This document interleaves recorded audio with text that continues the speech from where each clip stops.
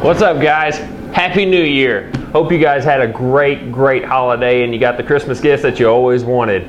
I got a few clamps and the chance to get to finish my table saw cabinet. So I'm going to take you guys on a tour of it as promised right here today.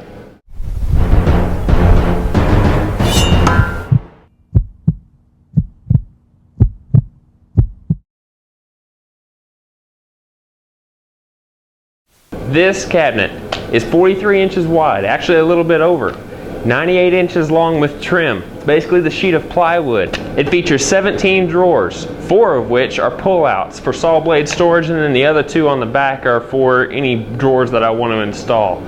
It can be accessible from both this side and the other side thanks to the roller casters that I put, 6 in all, on the cart itself. The cart is a torsion box assembly along with the top. And the top has a slick white surface that anything will slide on nicely. It incorporates my Delta table saw and then made it fit around this tabletop, and then I routed the miter slots to continue it through. At the very end, because of the extensive length of the top, I have my router table incorporated in a nice dust collection box down here at the very end. So I'm very pleased and ecstatic with how this worked. And I'm going to show you the drawer systems now. Okay, now this drawer and the type of drawer that I'm going to show you is probably one of my favorite drawers because it's the most convenient and easy to use. This is a little slide pull-out drawer that I've installed that holds my dado stacks down here, my 2 dado blades up here. I've got my 2 10-inch Craftsman blade here. I got a couple of spare DeWalt's right there. I got my shims located on the back side along with my wrench. And a place here to store my zero clearance insert when it's not in use. And because I've noticed here that there is some dead space back here, so I may put in a pull-out drawer that'll be hidden in the back side back here, that when I open this I can pull that drawer out as well and have access to even more storage.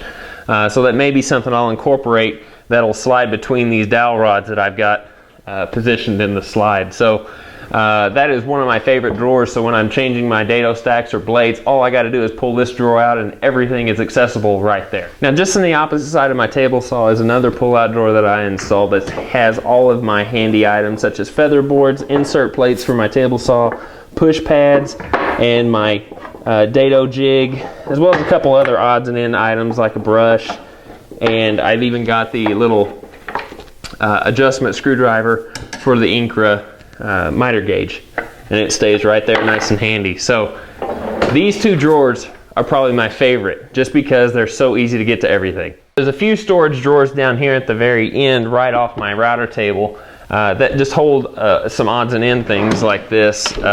Anything that's accessible from my table saw that I really need to use, such as pencils, Sharpie marker, my earphones, and keep my respirator.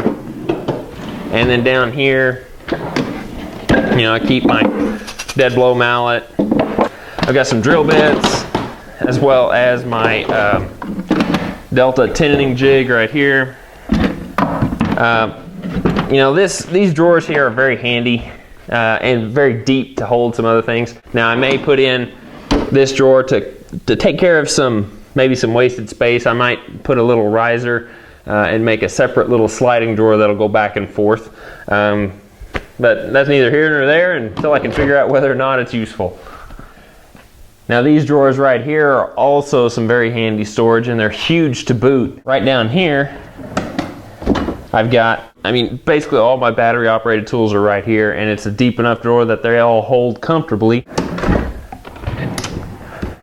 Up here I got a lot of my sanding supplies, random orbit sanders, my biscuits, sandpaper, a couple extra earmuffs over there for sanding. It holds it all, so it's nice. All my sanding items being right there. And then up here is all of some heavy screws for my Craig jig accessories. I've got air gun supplies like my nails, brads, staples, got my screw boxes, and it just holds it all. And this is a heavy drawer, and those slides hold it with no problems whatsoever. And as you can see, all the drawers are on soft close slides. So it makes it real nice that you don't have drawers that just slam back and forth. So I really like this end cap right here. Plus it adds a lot of extra surface area off the table saw for long pieces that are to the left side of the fence. I also have in this box my dust collection port for the table saw. And you saw me cut the hole in that box and then route the plumbing for it. And I must say it works really, really well once you plug all of the air holes that a contractor saw normally has. What I did was plug insulation up into it. It works very well with dust collection. I'm very pleased. All right, now here's another section I am most proud of as well, is my router table. And it is, like I said, connected to the table saw, so it utilizes the same fence. And I have bit storage here for all of my 1/2-inch bit sets, which as you can see I don't have many as of right now. I have 4, but I got plenty of room for more. And then I've got up here all of my bits for my 1/2-inch as well, or excuse me, my 1/4-inch. Forget it. Anyway, and you saw me make these drawers, and these are just pieces of plywood with whiteboard actually glued to it, and then I drilled holes for the bits to actually go into. I know that whenever I was making this cabinet, I told you that I was making these dados to accept a hardwood runner, and I don't know, I just kind of had a spur of the moment idea on how to make these drawers, and the piece of plywood and the whiteboard glued to it was the exact width I needed to be able to run in those dados, and they just act as runners themselves, so I didn't even have to mess with making a drawer with another runner. And then here is my accessories drawer for my routers, and then down here is a 12-inch deep drawer for all of my routers, and I've got 3 here, and then some of the accessories that go with each router. I love that drawer too. This is the door for the cabinet box for the router, and I put these on magnets, and the person that gave me that idea was Lance Roblowski or Roblowski. I can never get his name right, and he's going to kill me when he hears this, but from Lance's Woodshop and Adventures on YouTube, and I'll leave the link down below in the comments. And he actually built himself a router table and used magnets to hold his door.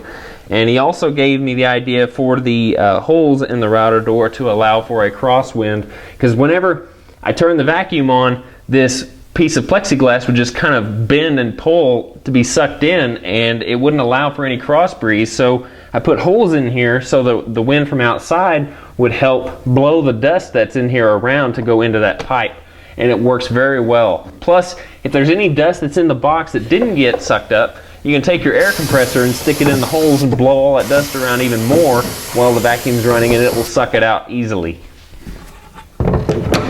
Now right here, I put another add-on that I'm going to paint black later that will hold all of my wrenches for my routers, and there's just some little dowel sticks that poke out to hold the wrenches.